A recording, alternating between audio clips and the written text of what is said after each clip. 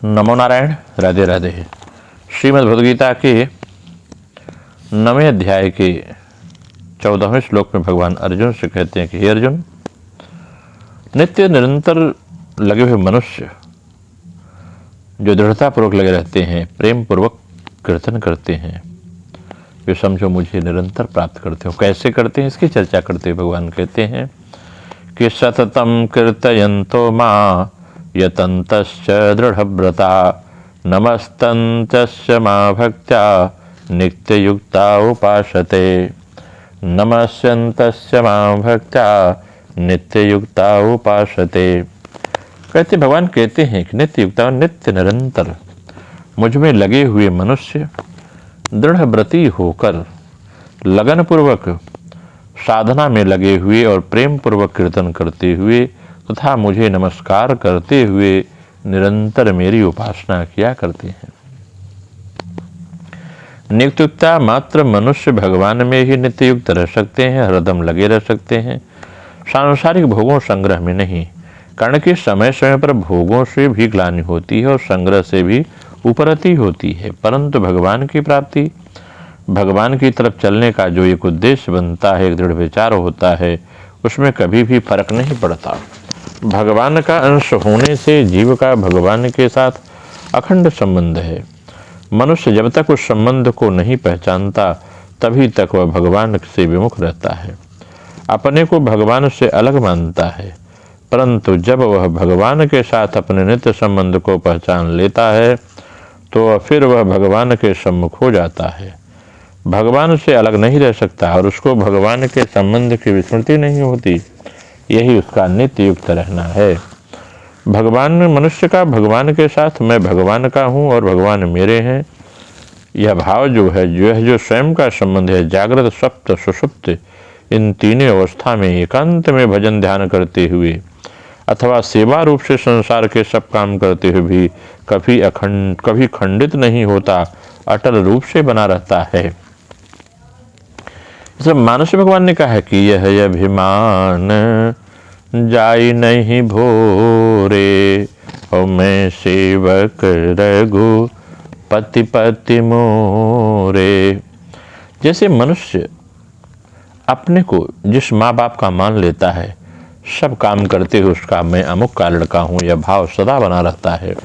उसको याद रहे चाहे न याद रहे, यह याद रहे चाहे न रहे, यह भाव हरदम रहता है कि मैं अमुक का लड़का हूँ। यह भाव उसके मैंपन में बैठ गया है। ऐसे ही जो आदि अनादि अविनाशी सर्वोपर भगवान ही मेरे हैं, मैं उनका हूँ, इस वास्तविकता को जान लेता है, मान लेता है, तो यह भाव हरदम बना रहता है। इस प्रकार भगवान के साथ अपना वास्तविक संबंध मान लेता है। यही है नित्य युक्त होना। दृढ़व्रता जो सांसारिक भोग और संग्रह में लगे हुए हैं, जो परमार्थिक निश्चय करते हैं, वह निश्चय दृढ़ नहीं होता, परंतु जिन्होंने भीतर से ही अपने मैंपन को बदल दिया है कि हम भगवान के हैं और भगवान हमारे हैं, उनका यह दृढ़ निश्चय हो जाता है कि हम संसार के नहीं हैं और संसार हमारा नहीं है। अतः हमें सांसारिक भोग और संग्रह की तरफ कभी जाना नहीं है, बल्कि भगवान के नाते केवल सेवा कर देनी है। इस प्रकार उनका निश्चय बहुत दृढ़ होता है। अपने निश्चय से वे कभी विचलित नहीं होते, कारण कि उनका उद्देश्य भगवान का है, वे स्वयं भगवान के अंश हैं। उनके निश्चय में अदृढ़ता आने का प्रश्न ही नहीं है। अदृढ़ता तो सांसारिक निश्चय में आती है, जो कि टिकने वाला नहीं है।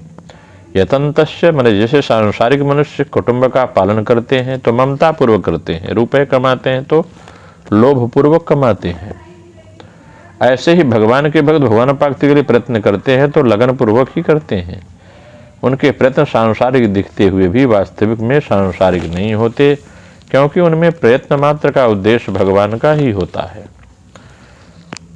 भक्त्या कीर्तयन्तो माम, वे भक्त प्रेम पूर्वक कभी भगवान के नाम पक्का कीर्तन करते हैं तो कभी नाम जप करते हैं, कभी पाठ करते हैं, कभी नित्य कर्म करते हैं, कभी भगवत संबंधी बातें सुनाते हैं, आदि आदि।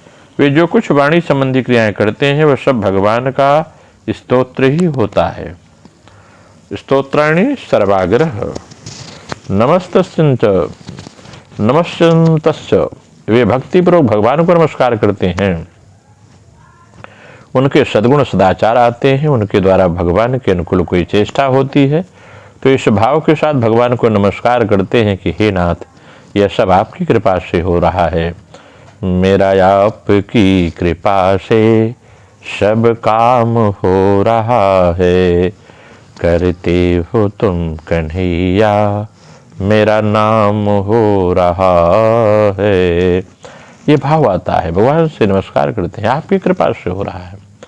आपकी तरह इतनी अभिरुचि और तत्परता मेरे उद्योग से नहीं हुई है, अतः इस सद्गुण सदाचारों को, इस साधना को अपनी कृपा से हुआ समझकर मैं तो आपको केवल नमस्कार कर सकता हूँ।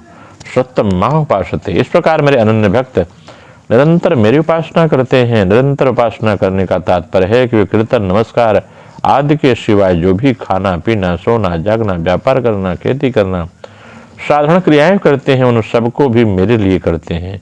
उनकी संपूर्ण लौकिक परमार्थिक क्रियाएं केवल मेरे उद्देश्य हैं, मेरी प्रसन्नता के लिए है। इसका भाव यह है कि भक्त जो कुछ कहता है वह सब भगवान का ही कीर्तन है, वह जो कुछ क्रिया करता है वह भगवान की सेवा है, वह भगवान के सिवा कुछ भी नहीं करता। अगर इसकी हम क्रिया योग के माध्यम से व्याख्या करें तो यह बात और स्पष्ट होती है। कहते हैं कि भगवान के भजन के लिए चाहे जो मार्ग हम अवलंब करें उसमें हमारी श्रद्धा होना जरूरी है। वह मार्ग अतिशय दुर्गम है, इसलिए श्रद्धा के साथ उस लक्ष्य के प्रति वहां पहुंचने के उपाय ही बारंबार आलोचना करना आवश्यक है। मतलब बारंबार उसकी मैं भगवान को प्राप्त करूंगा, इसके बिना बहिर्मुख चित्त अंतर्मुख नहीं होता।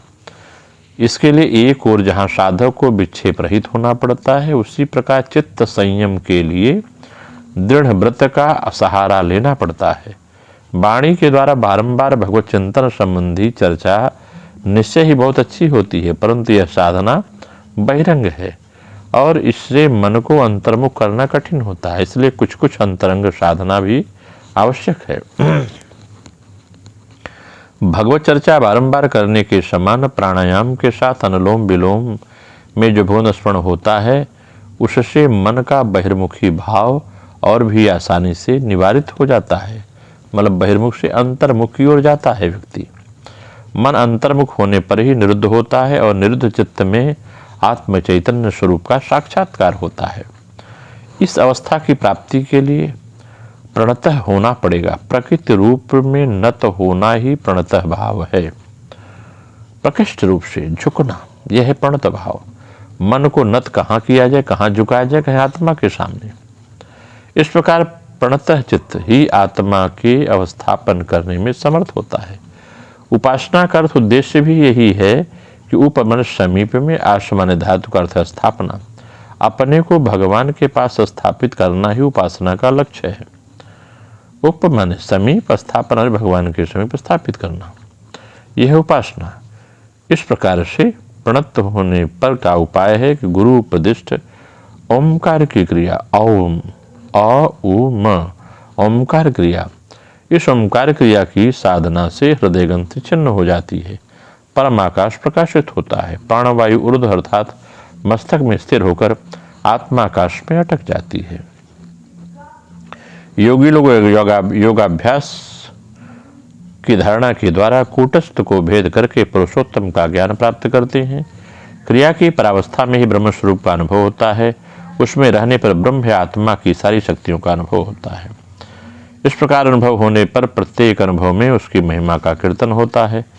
सुषुम्ना मार्ग में स्थित स्तंभ स्वरूप वायु जो इस शरीर को धारणा की हुई है, उसमें जो रहता है तथा शरीर के 9 द्वार माने 2 आँखें, 2 कान, 2 नासिका, मुंह, लिंग, गुजदार, मन में ब्रह्म स्वरूप का अनुभव करता है, उसी का निरंतर भगवत सेवा होती है और उसी का भगवत समीप में अवस्थापन होता है।